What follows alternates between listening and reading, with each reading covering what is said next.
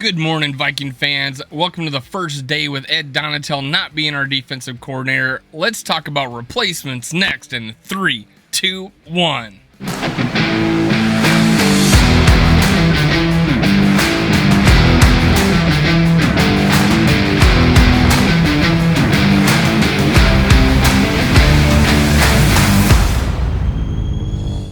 Gather around, Skol brothers and sisters. This is Skol World, brought to you by Minnesota Sports Talk. I'm your host, Dave. You can follow me on Twitter, TikTok, and Facebook at Skol World. Make sure you hit subscribe, hit like, leave a comment. I'm going to say that again. Make sure you're subscribed, click a like, and leave a comment. That's the only way my channel grows. I appreciate it. Help me beat the YouTube algorithm. And let's talk about Will Ragatz, my writing hero, I guess. I really love his work. He's a very fair, often critical, but more fair than anybody I've ever read on the internet as far as writing about the Minnesota Vikings. I love listening or reading what he has to say. One day, I want to get him on my show if I can get him. I appreciate it. If you want to tweet this out to him or tag him on it, I'd appreciate it. Let's get Will Ragatz on my show. I would love to. I am going to go through his article that he wrote entitled, Who Replaces Ed Donatel? 15 Candidates to be the Vikings' next defensive coordinator. 15. I had no idea who was out there. I didn't even look.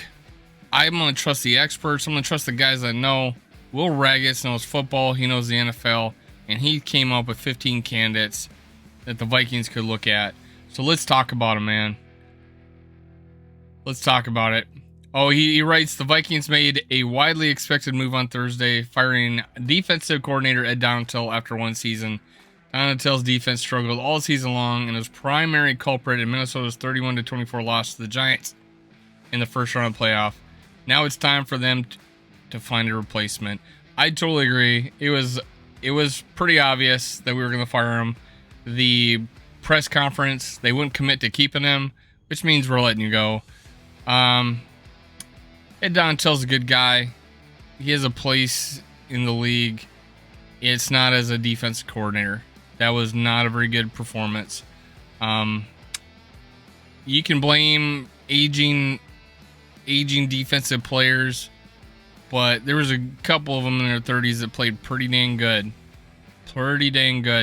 But you could see people almost confused all the time, falling down. They just did not have confidence. They were playing slow. You can say because of their age, but you can also say because they just didn't know their assignment. They didn't, they were game planned against. You got Eric Kendricks having two guys cross them. Which one does he go with? You just pick your poison of who, Daniel Jones could throw to. It was embarrassing. I'm going to say this over and over again. Is disguise your coverage. That will help you out a whole lot. Disguise your pressures. They'll help you out a whole lot.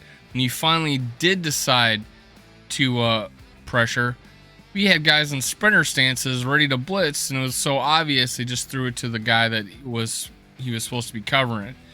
It was all game, man. All game. He didn't disguise anything, didn't bring anybody, and when he did, it was so obvious. They burned us on it. So let's keep going. It's time to find a replacement. Kevin O'Connell, we will immediately begin our search to fill this critical role as we continue to build championship standard for the Minnesota Vikings. Championship standard is the new slogan. That's what we're going to talk about. Ed Donatel announced that Donatel won't be back in 2023. The Vikings will undoubtedly cast a wide net that they'll look for the next DC.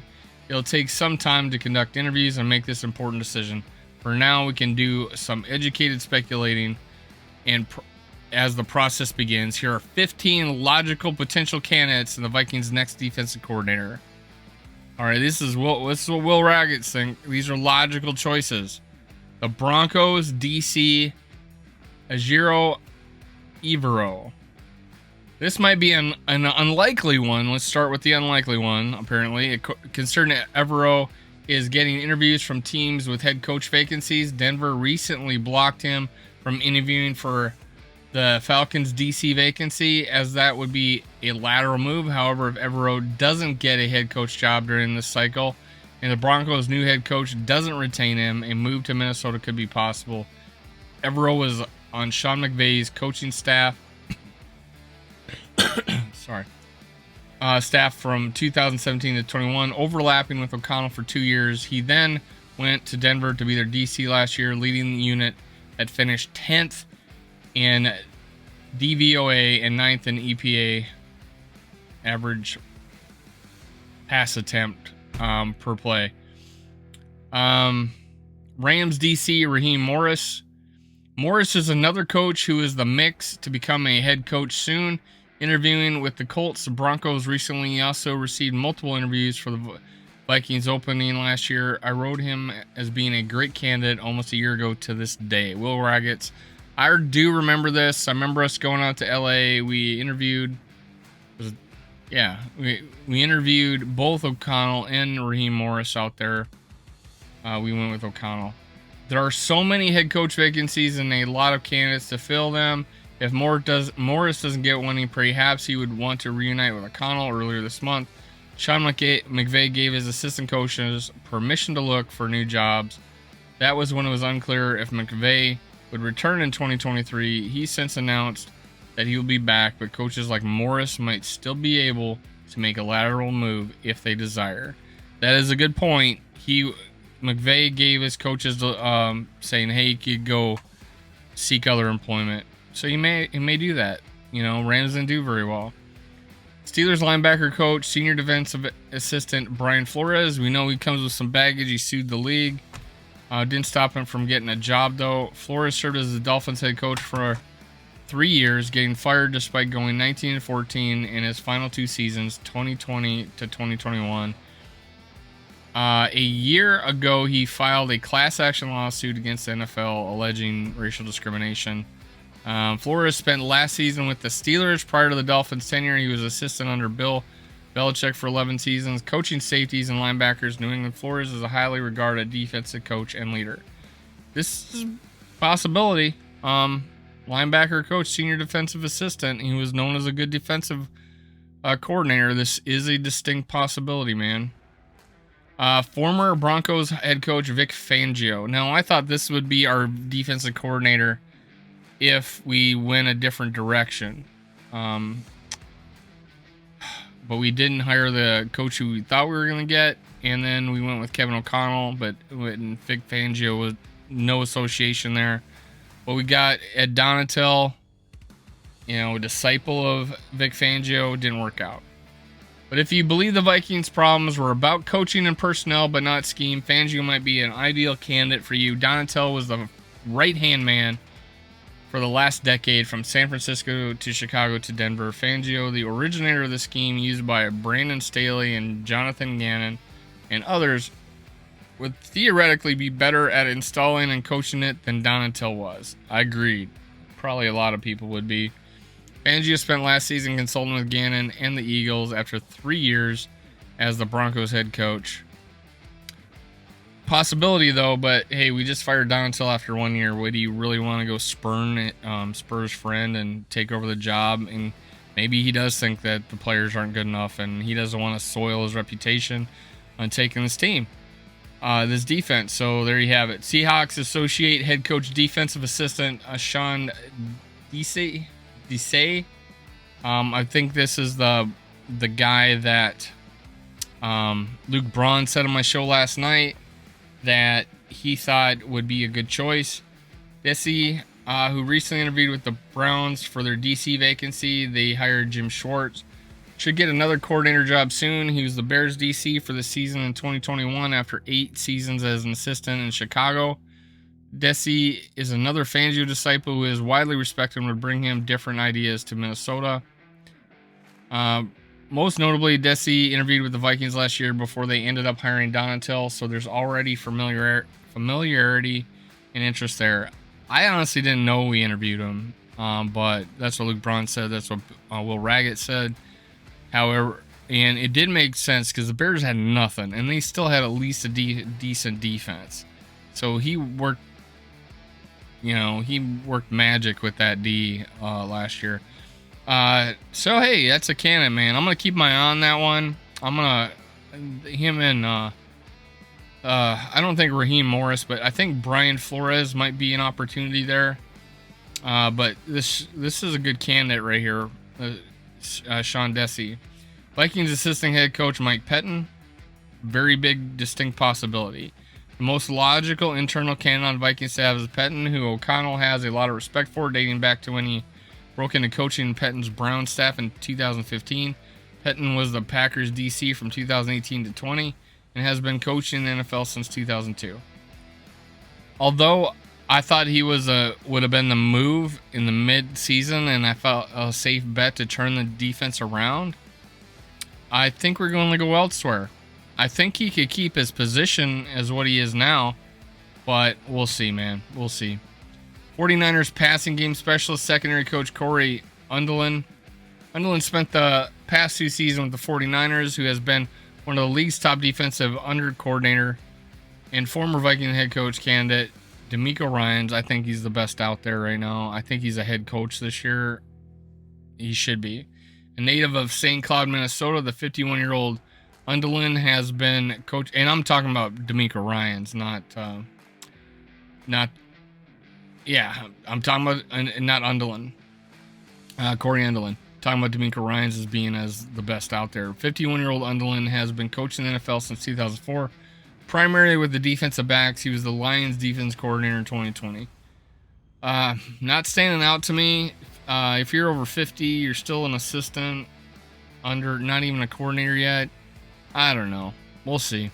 Eagles passing game coordinator and defensive backs coach Denard Wilson. Wilson is the Eagles' number 2 behind Gannon. And the Vikings saw firsthand how good their defense is this season. He previously was with the Jets, Rams. Wilson 40 also spent time on scouting side before getting into coaching. Not chirping my trigger. We'll see though. Former Wisconsin head coach, defensive coordinator Jim Leonhard. Leonhard overlapped with O'Connell when the two were playing for the New York Jets after the NFL career ended. He turned to his alma mater as a coach, quickly becoming a highly successful defensive coordinator. He was the Rutgers interim head coach last year after Paul Chryst was fired. I don't know, man. I don't know about that one. We'll see. I know Purple Daily talked about him. Ravens assistant head coach, D-line coach Anthony Weaver. The Vikings interviewed Weaver last year and could look at him as an option again this time. A former player with the Ravens and Texans. He's been coaching in the NFL since 2012. Weaver was the Texans DC in 2020 and has been in Baltimore for the last 2 years. Not sure, man. And is this 15? It must have been 10 because he's got 5 more ideas. Former Rams Lions assistant Aubrey Pleasant, a rumored candidate in Minnesota last year. I do remember this. Not a bad idea. He's a dark horse, I think. Dark horse. I remember talking about him before the season. In the off season when we were looking for coaches. I know we were looking at him. Rams DB coach Jonathan Cooley. Also, I think I noticed him about as far as players we could bring over from the Rams, or coaches we can bring home for the Rams. Cowboys secondary coach Joe Witt Jr. Don't know nothing about him, but I'm gonna use this list and look him up. Maybe do some more deep diving before when we start interviewing some of these guys. Jets senior defensive assistant cornerbacks coach Tony Oden, and former Texans head coach Lovie Smith. No, thank you. And Lovie Smith being our D coordinator. I do not want to go even older at coach. I don't know. Is Donatel older than Lovie Smith? I think so. All right, guys. Tell me what you think. Tell me who your favorite guy is. Tell me who you want me to research. I want to hear you. Thank you for getting me to 1,500 subs. I appreciate it. I'm on my way to 2,000. Get me going. Make sure you hit subscribe, like, and leave a comment. All this was Will Ragatz. I just wanted to share it with you if you haven't already. If you listen to me while you're driving, you can't read his writing. So, hey, listen to me talk about it. All right. Will Ragatz, man. Come on my show. I love your work. Go tag Will Ragatz. That I want him on my show. I appreciate it. Skol Vikings. Talk to you next time. Let's skol. Let's go. I'm out of here. Cue the music.